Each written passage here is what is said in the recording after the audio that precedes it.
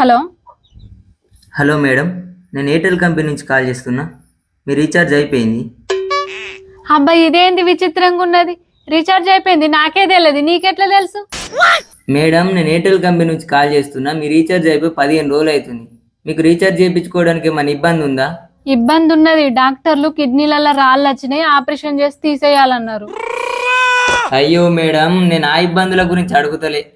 ముందైతే నేను చెప్పేది నువ్వు. చెప్పండి. మరి నా మెదడు లేదని ఇబ్బంది ఉంటే మెదడు కూడా తీసేస్తారా ఏంది? అయ్యో మేడం, ఫోన్ రీఛార్జ్ చేయడానికి మీకు ఏమైనా ఇబ్బంది ఉందా అని అడుగుతున్నా. రీఛార్జ్ చేయడానికి నాకేం ఇబ్బంది లేదు, నువ్వు చేయి రీఛార్జ్. మరి మేడం, రీఛార్జ్ చేసుకోమని చెప్పడం మా బాధ్యత, అందుకే చెప్తున్నా. నేను రీఛార్జ్ చేసుకున్నాడు అయితే మరి నువ్వెందుకు చెప్తున్నావు? మీరెంత మంచోళ్ళు సారు. మా నాన్న మాకు తెలియకుండా 4 ఎకరాలు కళ్ళు తాగడానికి అమ్మేసిండు.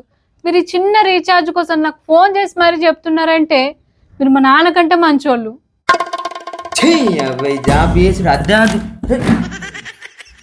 Hello hello పెట్టేసిండు.